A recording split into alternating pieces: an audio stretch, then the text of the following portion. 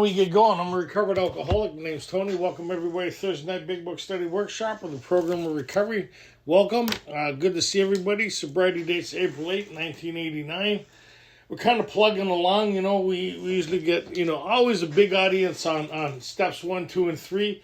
We get into the working part of it, usually dies right off, right? I don't know what that's all about, but that's kind of cool. And if you kind of just joining us now, we don't allow people to put on their cameras for obvious reasons, the Zoom bombers and stuff like that. So if you want to participate in the future, show up a little earlier, have a bit of fellowship, kind of tune in, and you can put on your camera and stuff like that. But good to see everybody here and following along. We're just getting into the transition here from the resentments into the fears.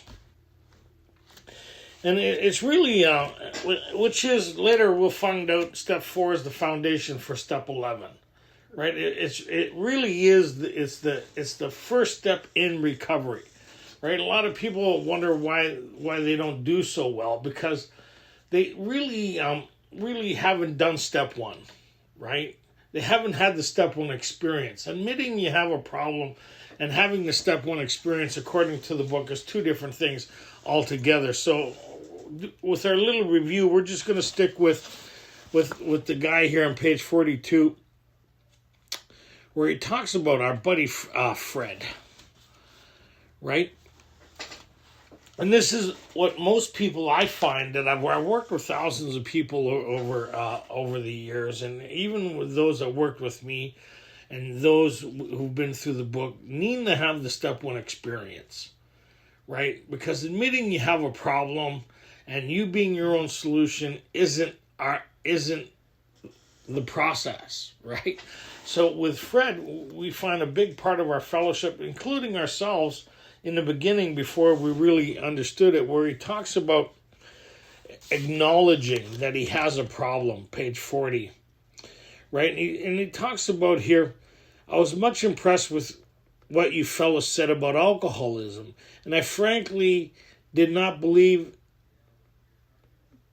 would possible for me to drink again. I really appreciate your ideas about the subtle insanity which precedes the first drink, which is not the obsession, it's the insanity, right? And we understand the insanity as a phenomenon, right?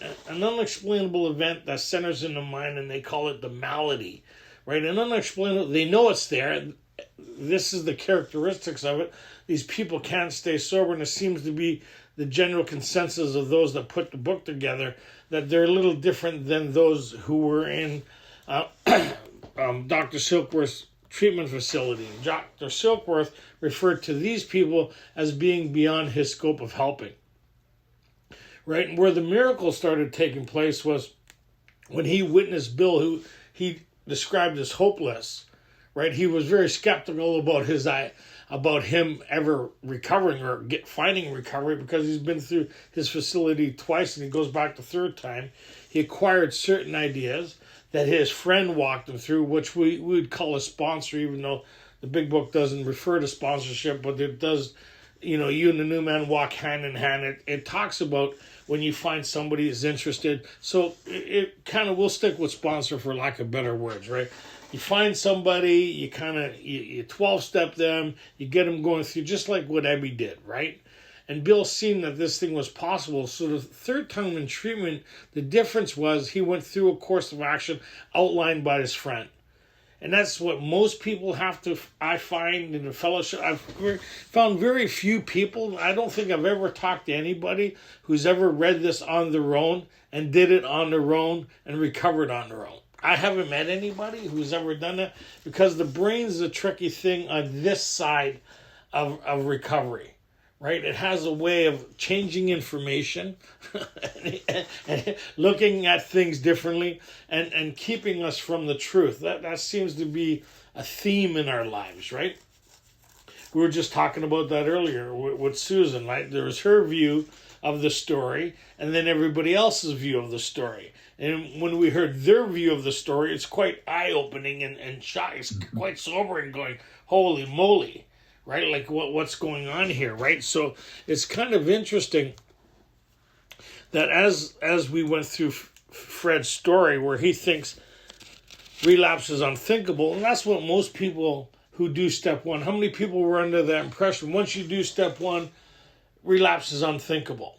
And if it happens, phone somebody, go to a meeting, there's something you can do about it. That's not the step one experience. The step one experience is there's nothing I can do about the next relapse on my own resources. That's where he kind of talks about here as he went through his thing, and he talks about as he crossed the threshold to the dining room on page 41, right? The thought came, right? The takeover happened.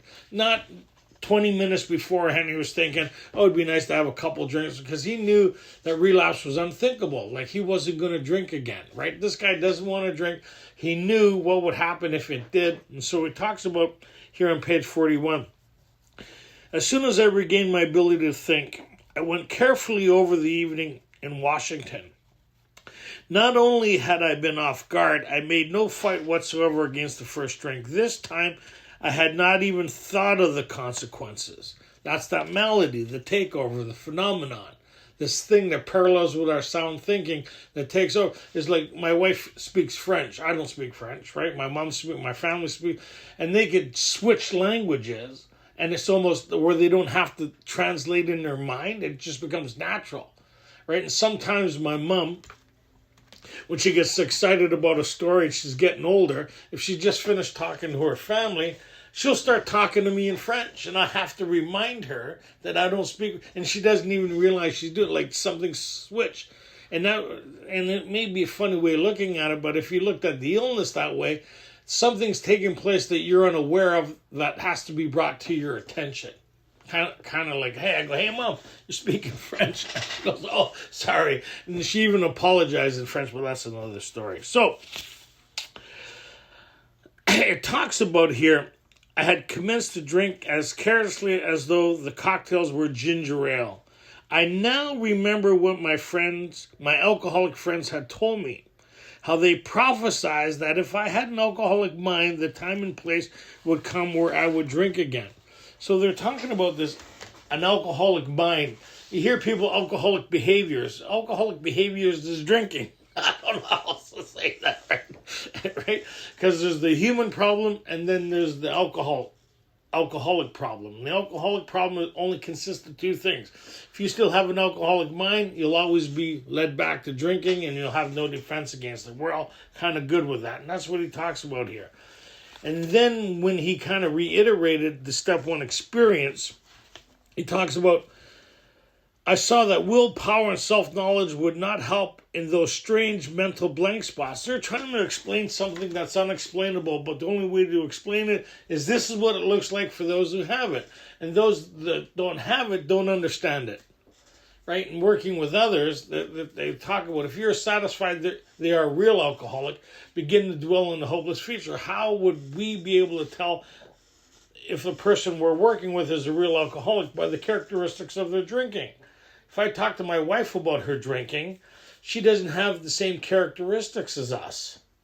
Nothing like, sometimes she'll go, I've never heard her say, do you think I'm an alcoholic? Do you think this is how normal she is. Once I said, you keep drinking wine like that, I'm going to bring you to a meeting. She says, okay.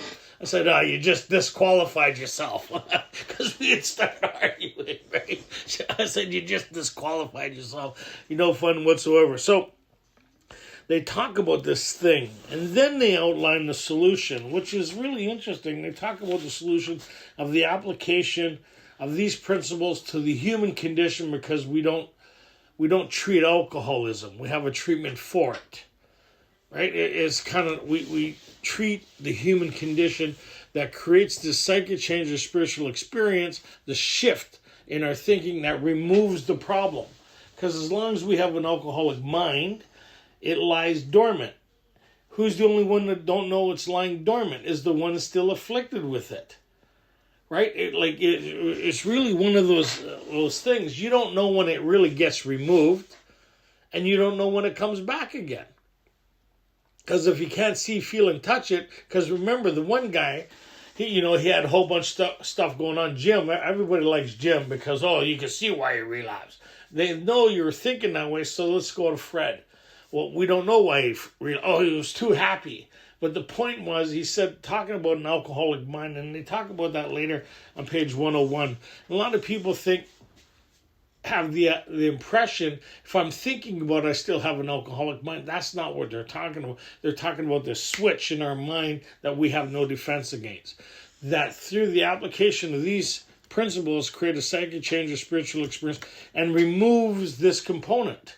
So we get a new breaker switch. I don't know how else to say that, right? It works a lot better than the old one. So this problem's removed. We got a new breaker switch that doesn't kick into that gear because it's now removed. So it enters a daily reprieve. Does that kind of make sense? So we need to enter this daily reprieve that creates this change for us to recover. So the first step in recovery that they talk about in bringing this about is bringing what about? So that when we get to 63, we're making a decision that we're going to pursue this solution so we could have this experience.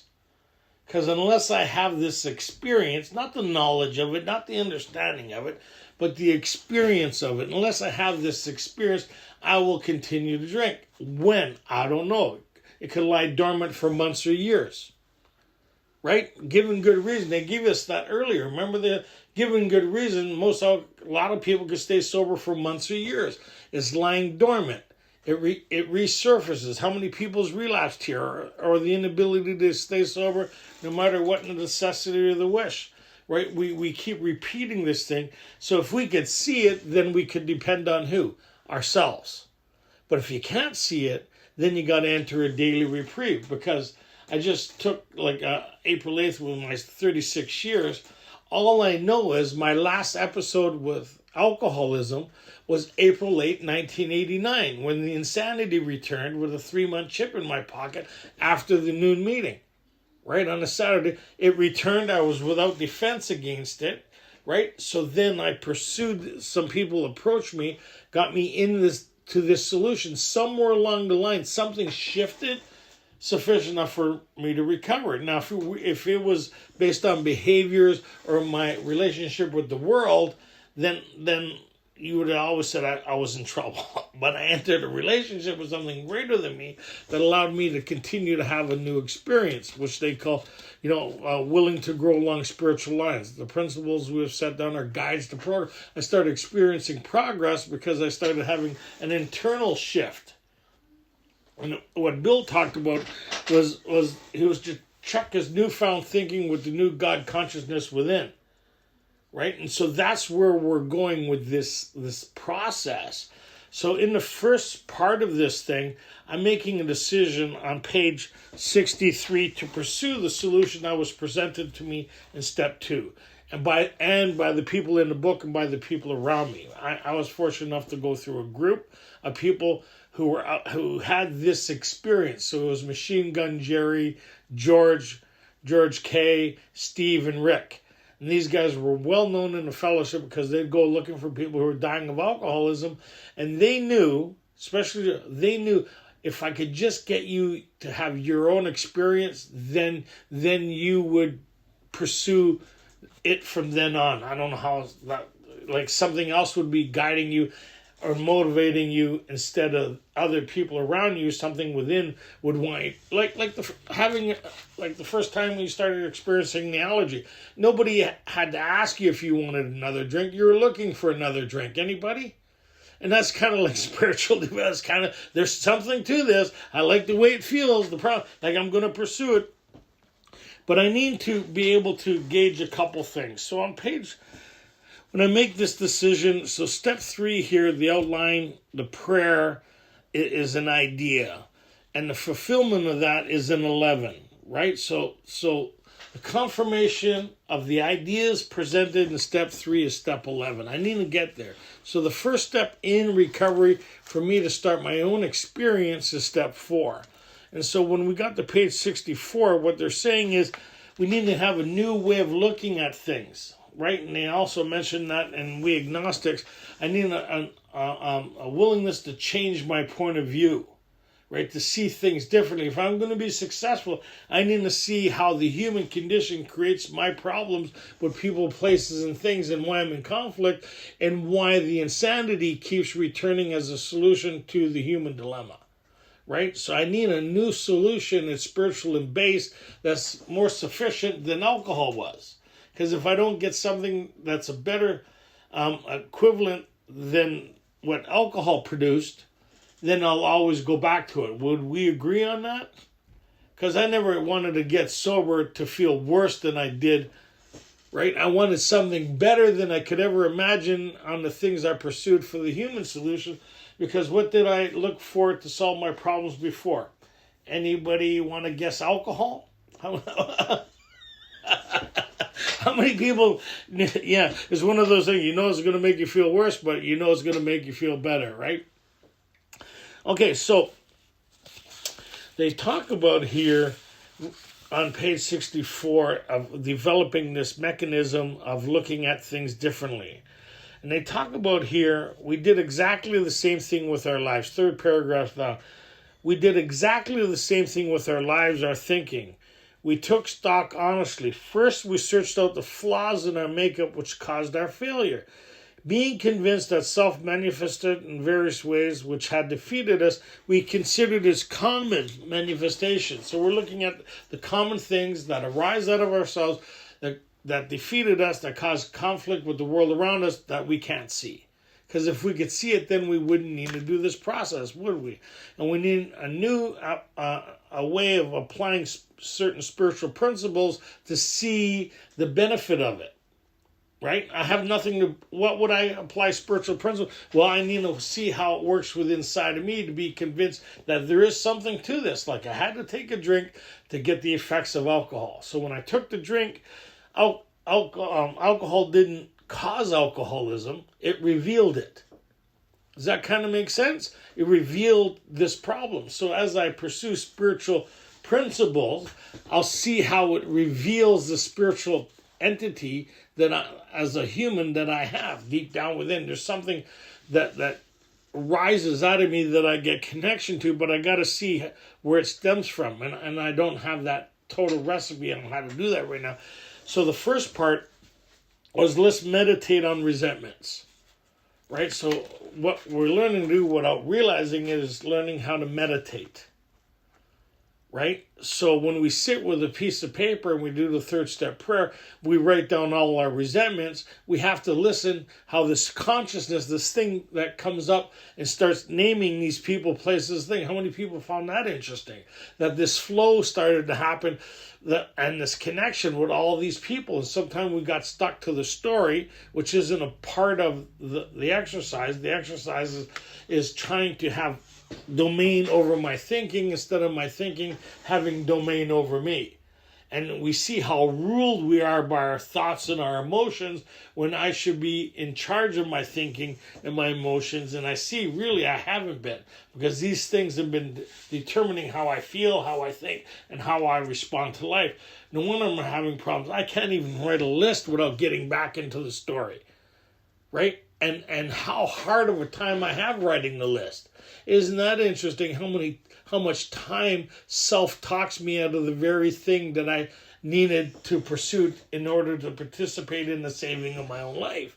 So what I'm starting to do without realizing it is I'm looking at the business of the stock and trade, and I see how my thinking causes me problems, how it gets me into the maze, how it creates these scenarios where it dictates to me even through the process how I'm going to do it or not do it or get busy or avoid it. The takeover of the mind, which is interesting, and then the emotional state, and then we're crazy again. Anybody ever become crazy here during their four? Because you're starting to reveal you. And you're having to look at you, which is a problem because you've never done it. So we're going to do it through spiritual aid. So we write these names, and then the next thing we know is the story. But we don't want to go through the whole story, so the part is relevant to explain the story, right? And as we were defined on page 65. is attention to my wife. So, but the brain and the emotions want to go through the whole story. How many people find that? Let's go through the whole story. Let's go through the emotional gamut. And here it's saying, no, pause, right? What's the point of the exercise? Just the name and the cause. Name and the causes. Name and the cause. If I get into the story, then I revert to the prayer of the bondage of self and difficulties. So I'm applying prayer, interruption, and redirecting my thinking along these lines. So without realizing it, I'm starting to create a shift, right? And for the ones that cause me too much of a hard time, I'm willing to look at these people differently, right? They, like ourselves, were alcoholic. Oh, it doesn't say that. They, like ourselves, were sick, spiritually sick.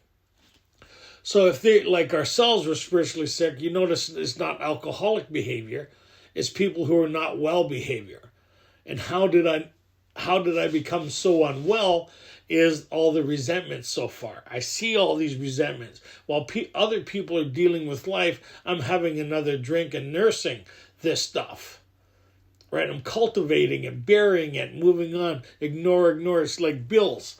When you ignore bills, pretty soon there's a foreclosure happening, right?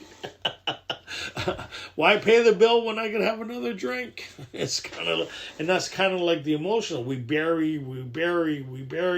And then as we start getting sober, we start looking at, my God, unless I have a spiritual process to deal with, it becomes overwhelming, the attachment and the damage we've done to people, places, things, and their story in regards to our story. So I need a spiritual base in order to face me and life.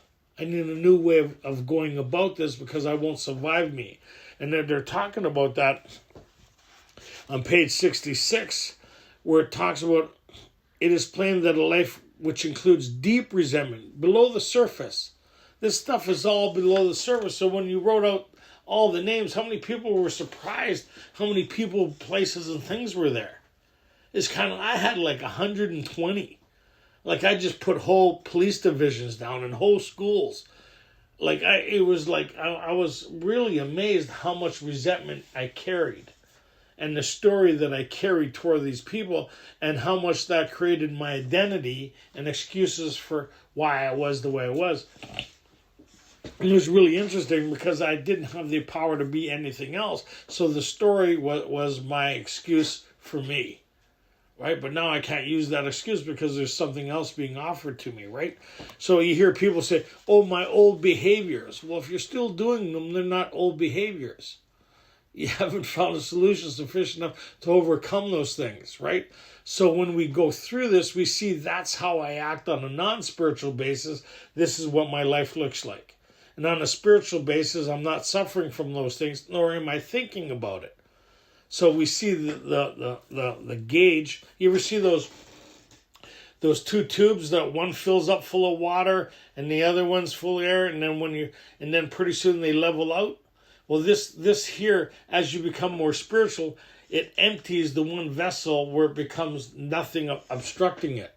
But as I become spiritually depleted, the vessel starts filling up with the human condition. And when it fills up with the human condition, I spend more time in my thinking and my emotions, and I attach it to people, places, and things. Anybody have that? I'm more geared toward the future. I'm more anxiety-based. I'm more fear-based. I'm more in conversation with myself and people who I think that are there, but they're only in my mind, and I carry on, and I anticipate this, I anticipate that. Stop me anytime. How many people have that? It's the human condition, right?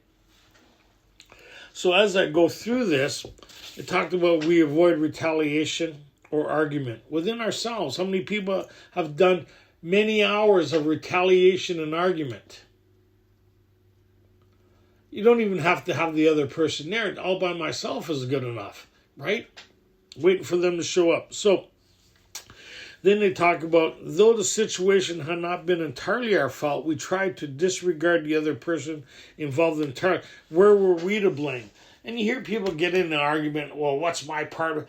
It's not we're not looking for. Well, you're looking for how I got myself into this situation.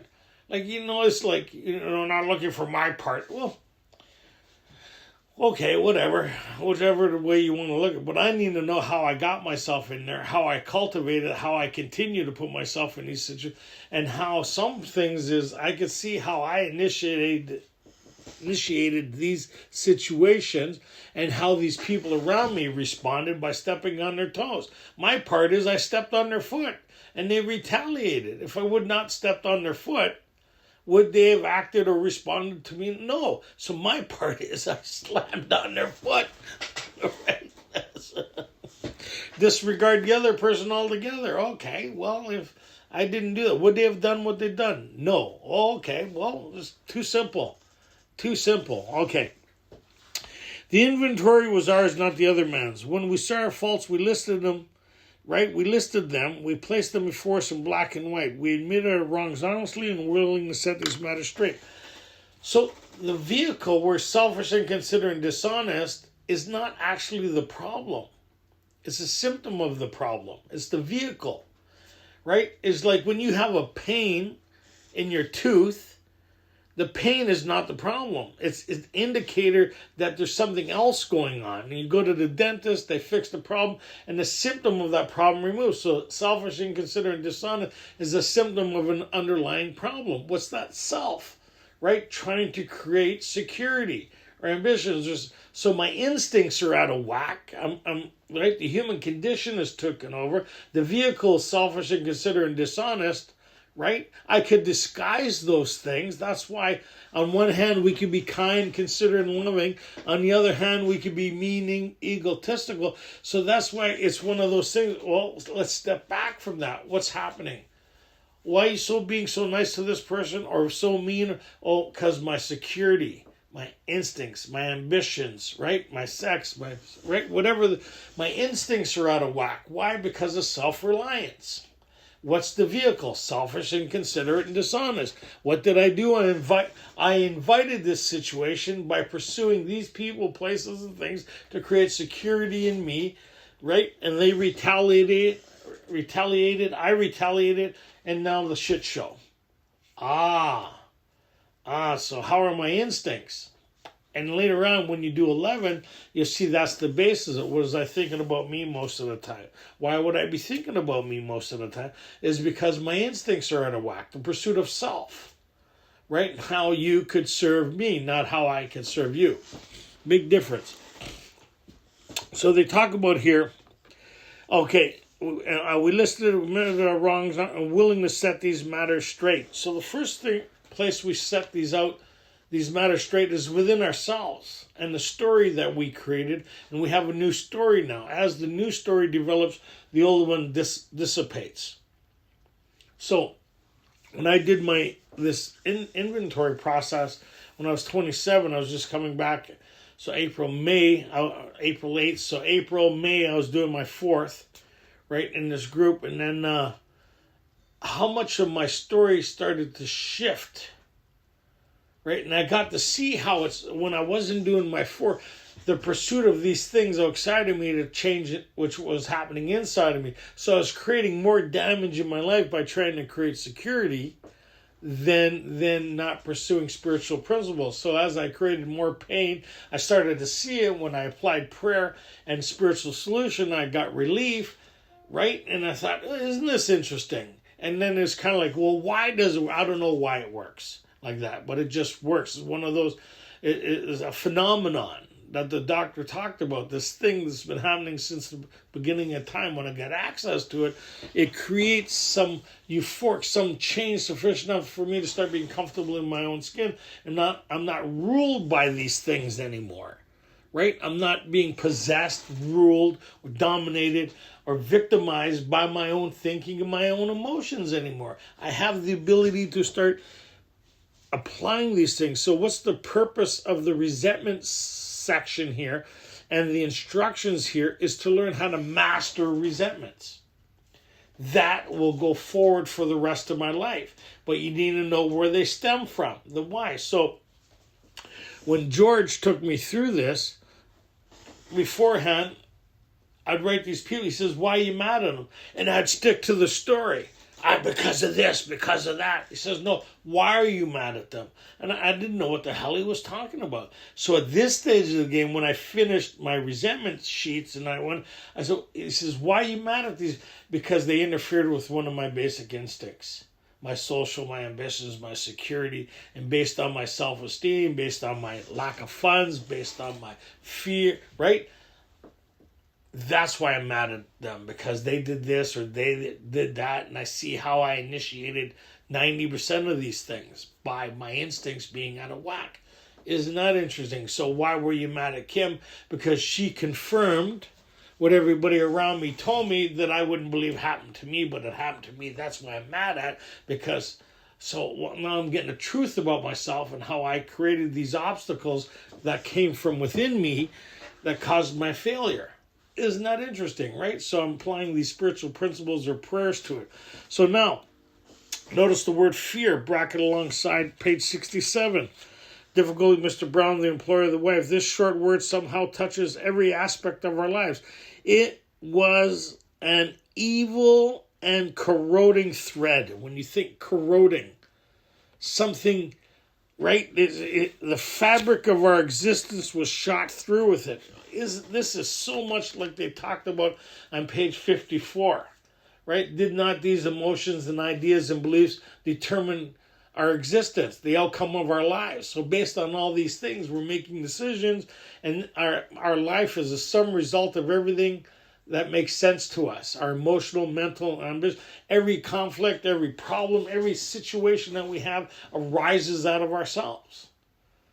And when it shifts within inside of me, and it's not if it was as simple as acceptance or just surrender or let it go or turn it over, then they would have said that. We need to learn a process of being able to sever this energy that's connecting us, that defines or drives our lives, these things that drive us, right? So this evil and corrupt, it's the subhuman level that we all have. Watch any animal, right? They have the basic, and we have the same thing. Conquer, divide, gather, right? Fight or flight. But a lot of us miss the one important thing is freeze.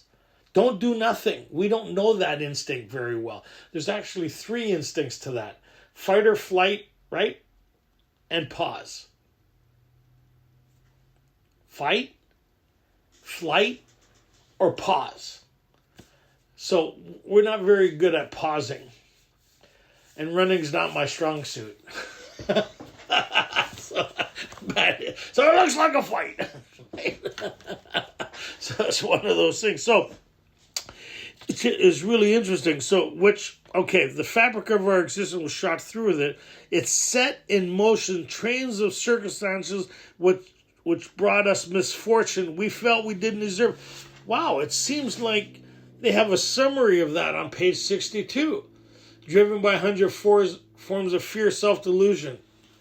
We step on the toes. So now I get to see what they're talking about, but I wouldn't be able to see it because I didn't do their process to get the same understanding that they have. That's why it says being convinced we're at step 3. Meaning what? I need to be convinced that any life run on self-will can hardly be a success. How do I do that? I need to do a 4-step like they did in order to see that. I see the consequences, but it's short-lived. My brain doesn't continue the devastation of my life. I mask it and disguise it. That was last week. This is a new week. That was last month. Like, people are still hurting from stuff I did, like when I was new, a month, a year, 5 years ago. I'm saying, why are you carrying that stuff? And then when I did my resentments, I see why they're carrying it. I'm still carrying it. So we felt, did not we ourselves set the ball rolling? ? Sometimes we think fear ought to be classified with stealing. It seems to cause more trouble. I don't know how it does that. I can't see how it does that because I've never done an inventory. So I was so bent and warped that I didn't know I was bent and warped. I had no idea because my thinking, I thought, served me very well because I was always instinct-based. I was very survival instinct. I figured things out. I was like in a lot of situations. I got myself out of a lot of situations, but I couldn't get myself out of the consequences of alcoholism.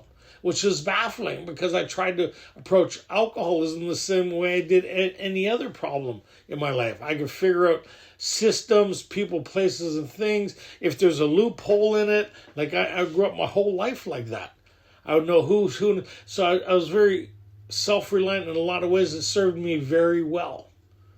But when it came to this and trying to figure this out, it was baffling how I couldn't figure this out or solve it or alter the course of my life based on desire, want, and need, because I understand now why. Because I was suffering from alcoholism. It was determining my life. I was fighting against that, but it was a no-win situation. I have to have this thing removed, like the doctor said with Bill. Bill was of good earning potential, but he was the type of alcoholic I come to regard as hopeless. As long as this condition was present, he was never going to meet his full potential, right? And so that's the same with us. So the removal of these things. So they talk about here, in dealing, we reviewed our fears thoroughly. We put them on paper. Even though we had no resentment in connection with them, we asked ourselves why we had them. This is interesting. Ready? This is where we branched off from the Joe and Charlie, because the Joe and Charlie wanted to make how you created this somehow. Like fear, social security, ambition. This is where the fear comes from. So I'm going to work on these things. Right? And they're very specific here. We talk about the fear. Why do I have the fear? There's only one question. Was it because self-reliance failed us? Damn. So why do I have this fear? When I go through it, I see what it affects. It affects my self-esteem, my social, my ambitions. But the basis of why I have the fear is self-reliant. I'm self-reliant. I'm not God-reliant. If I was God-reliant, would I have a different story? So when I look over my fears, was God present in these things? Or was he even the cause of these things? Because how many people like to blame God? Why is God doing this to me? Look what God's doing to this. I ask people in the fear, write down everything God's done to you. What do you mean by that? Well, write down everything God's done to you. To this day, I've written on everything that has happened for me, but to me. So, wasn't because self-reliance failed. The self-reliance was good as far as it went. I mean, I'm a hard worker, right? I can get jobs, I can get situations, I can get relationships, I can get like self-reliance based on these characteristics, right? But it didn't seem to, longevity wasn't there, right? Rebuild my life up, things were good, then the insanity of alcohol would return, or emotional crippling from within, right? Like a lot of stuff, I've done some more whacked out things sober than I ever did drinking. Some of the things I've done sober is kind of like, I can't blame drinking anymore. The human condition. I've done some things that go, damn, you got problems. Yeah, you should be seeing somebody, like a professional. I said, okay, I did though. I knew. Okay. So it wasn't self-reliance failure. Self-reliance was good as far as it went, but it didn't go far enough. Some of us had great self-confidence, but it fully didn't solve the fear problem or any other. When it made us cocky, it was worse. I never understood that. And then somebody walked me through. He says, well, Tony, you ever have situations you're fearful of, and regardless, you went into it knowing of the damage that was going to cause? Like that bar, I went into this bar. It was a rival bike gang, and I shouldn't have went in there, but I went in there. Right? It didn't turn out good. And on hindsight, it wasn't the smartest. Well, I went in there cocky. You know what I mean? Like, and I was.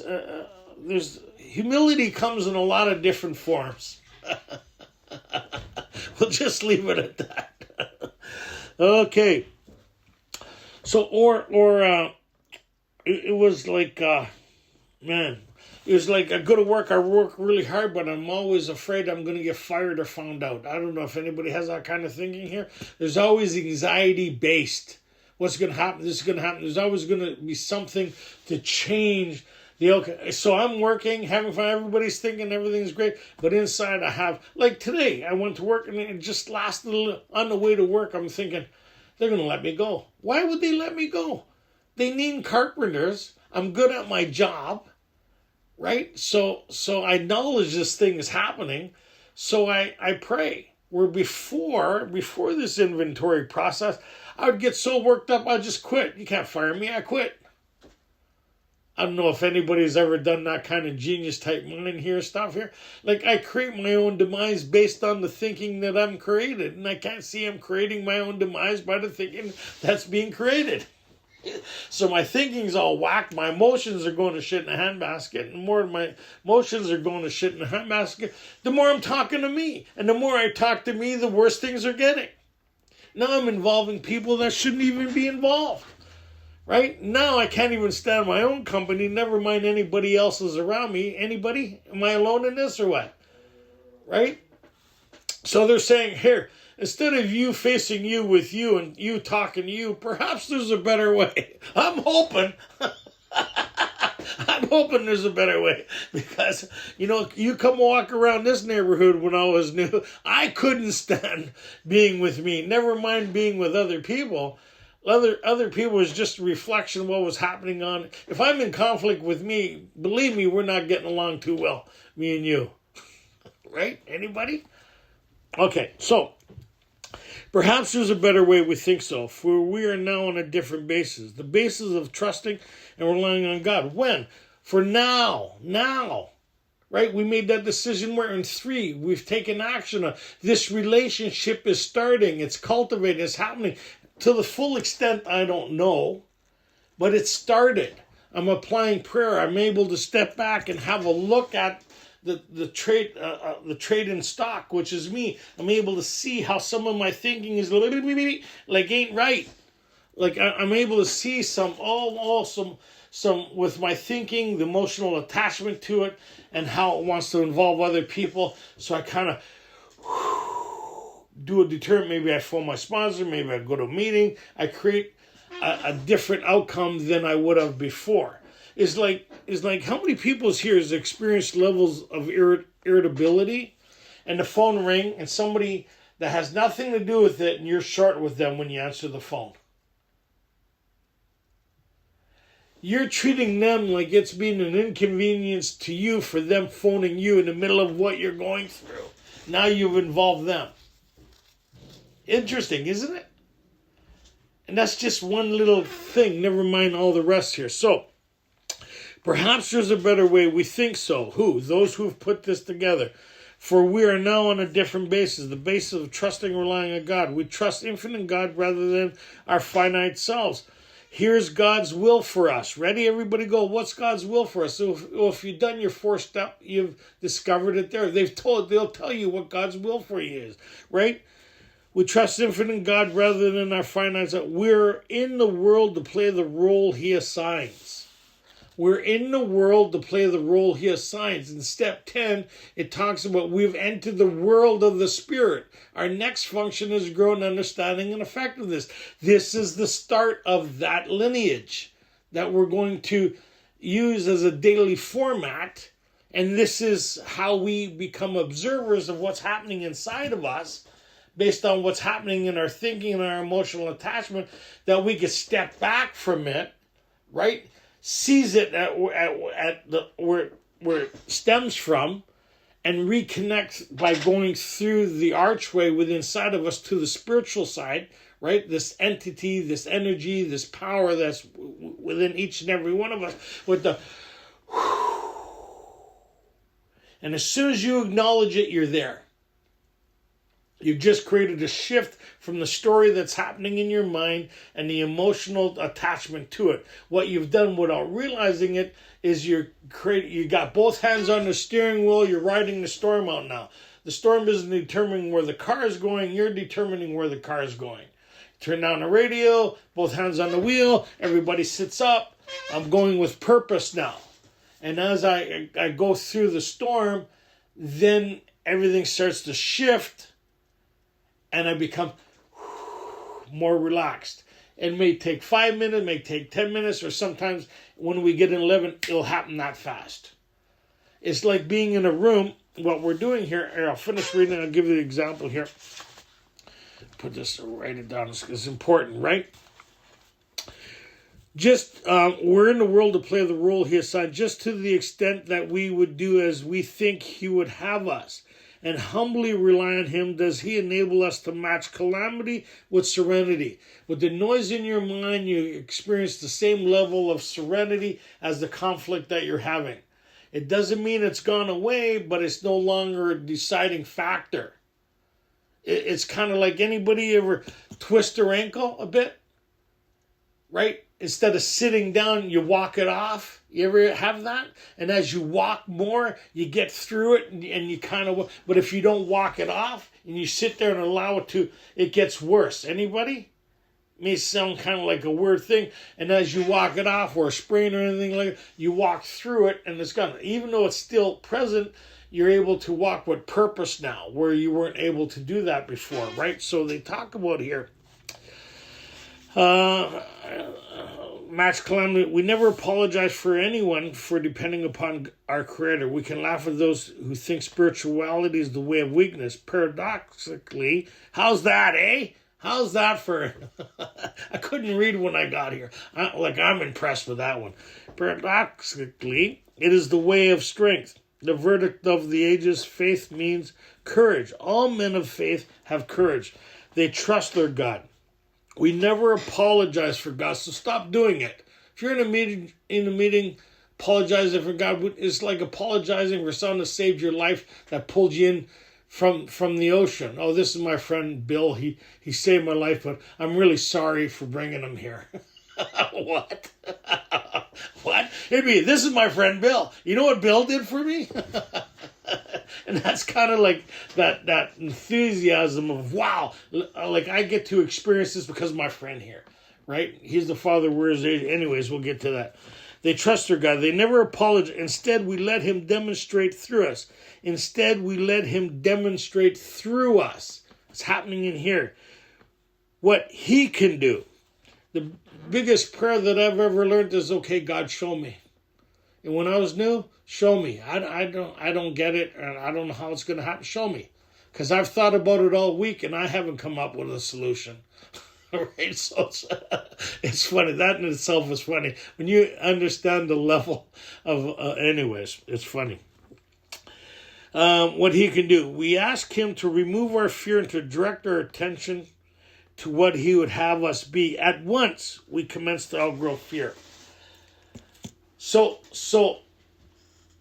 what they've done is broken down the basis of the recipe that they've showed us since the beginning without realizing that we've engaged in. We've started to engage in.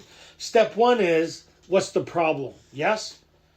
So the first time they explain step one, they explain it from their understanding in regards to alcoholism. The principle of step one is, what's the problem? Being honestly able to assess what's going on, right? Step two is, what's the solution to this specific, what's the spiritual solution to this specific problem? Step three is, am I going to pursue it?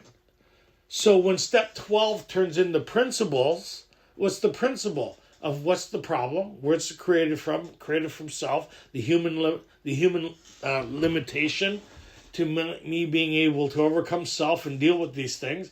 2, what's the spiritual answer here and the course of action? And 3, am I going to make a decision to pursue this? So what's this recipe that they're talking about here? They talk about here, we ask him to remove our fear. But before you could ask something to be removed, you need to acknowledge it's present. How do I acknowledge it's present? Because it's creating a shift internally. They talked about that earlier. When harboring such feelings, we shut ourselves off from the sunlight of the Spirit. We're looking at the common manifestation. So anything that creates anxiety, fear, separation of connection from this power has the power to actually kill. Yes? Right? Cuts us off, the insanity returns. We become crippled by the things within inside of us that take root, that start to kind of flourish, that we cultivate, right? So this deep-rooted thing is now becoming present in front of me. Now I'm going to determine, am I going to cultivate it? Mean water, prune, and cultivate. Anybody? Or am I going to acknowledge this thing isn't supposed to be present and pray and the removal of it and move in a new direction? So it may sound weird. I get people phone me. They're like nuts. Like my sponsor, like I phone him, like just fear based. He says, how you doing? He says, you pray. I said, yeah. You been to a meeting? I said, yeah. He says, did you try to help? I try to help somebody. He says, do you got dishes that need to be done? He said, what does that got to do? He says, what's the question? Do you have dishes that need to be done? I said, yeah. He says, go do them. Click. I go do the dishes, come back. I said, well, I did the dish. He says, I said, I feel it. He says, you got laundry to be done? I said, yeah, click. How's your washroom look? How's your house look? How's it? So sometimes the next right thing is, if I'm at work, is to be a worker. If I'm at work, is like, I'm having financial insecurity as a new person. Fear comes up. Oh, I got this bill, that bill, this bill. I got to go home. Why? Because I got all this crippling fear. But aren't you having financial fear? Yes, and you're leaving work to go home? Yes, because I can't. What? Makes no sense. So I got to acknowledge this stuff's going on. Help me be present to be a worker amongst workers. Help me to be of service here. Because what's God's will for me to do when I'm at work? Is be at work. Right? And if I'm at home and it's 11 o'clock at night, what's God's will for me if I got to be at work the next day? Go to bed. Set the alarm clock, right? And that's where step 11 comes in later, how to quiet and calm the mind. But this recipe is the start to that. I see where it stems from. It's trying to get my attention by bringing me in the maze. I see this. It's created an emotional shift. Yes, anxiety.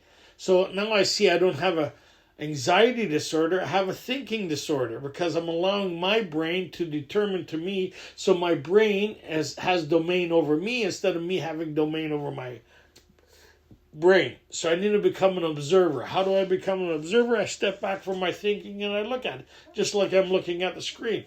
Here's some fear here. Here's some anxiety here. My instinct here. Future here. I got this going on, that going on. Okay, I see where it stems from now. God help me be of service. So if I was in a room and everybody was talking, how noisy would that room be? Be pretty noisy. If I allowed all the thinking to happen in my mind, would it be pretty noisy? Would there be a lot of calamity in there? Be a lot of noise in my own thinking created by me, yes? So if you're in a room where there's a lot of noise and you're trying to talk to somebody, I love it when my sponsor in early sobriety says, if you want to learn how to communicate together, watch two women talk. The way they communicate is very effective. They turn their body, they look at each other, they acknowledge the things that are being said, right? They concentrate on what's happening and kind of give the indicate, yes, yeah. It's quite interesting. Right? I do that with my wife. It's very effective instead of doing it to more control in my hand. Oh, yeah. Two different things. So it's kind of like the mind, what they're saying here. I'm in a room that's noisy. Well, what's God's will for me is to concentrate where my feet are. So if I was to start talking to Ray in that meeting, how concentrated would I be focused on Ray? If I wanted to listen to what he was saying, I would have to get a little closer and concentrate on what he was saying. And as I concentrated on Ray, the rest of the room wouldn't have the power anymore. It would start dissipating. Yes? And it's kind of like, so if I'm sitting in a room and they're reading how it works and I'm thinking, am I listening to how it works? So because I'm lost in my mind. So if I start listening, God give me the strength to listen, and I start listening to the person that's reading how it works, guess what? I'm not concentrating on my mind anymore. It's kind of like his step 11 stuff, but my sponsor taught me this here, is the first thing is when you have this anxiety, take a big breath. Because when you have anxiety, your chest tightens. You're creating the fight or flight in your mind, and there's nothing happening. You're creating this anxiety. So the big breath is come back to pause. Okay, where's God in this? Okay, God, bring me bring me back to here. Give me the strength to do the next right thing. What's the next right thing? Is it the dishes? Is it to drive my car home? Is it to do laundry? Is it to participate in the meeting? What's happening right now that needs my attention? Okay? And is there anything I could do about tomorrow, next week, today? No. So give me the strength to handle then what needs to happen then. Help me be present now. And we commence to outgrow fear. Outgrow means it's still present, but it's no longer dominating. And it's like the story they used to use a lot of time down in Niagara Falls. There used to be a tightrope walker. He used to go across all the time, right? And every once in a while, he'd bring a wheelbarrow across. And so one day, he's standing beside me and goes, "Hey, what do you think of that? Amazing." He says, "Do you trust me?" I said, "Oh yeah, 100%. You mean I watch you every day." He says, "Do you want to get in the bucket, like in the wheelbarrow?" "Hell no. Hell no. I thought you trusted me." "Okay, I'm going to get in the wheelbarrow because I trust you, right? So I'm in God's wheelbarrow. It doesn't mean all my knuckles aren't white. Doesn't mean I'm not. I'm trusting the process. Okay, take me through this. And the more I go through it, the more relaxed I become. Right? So it's like, okay, God, show me. Like, I seen what I got me. Let's see what you can get me.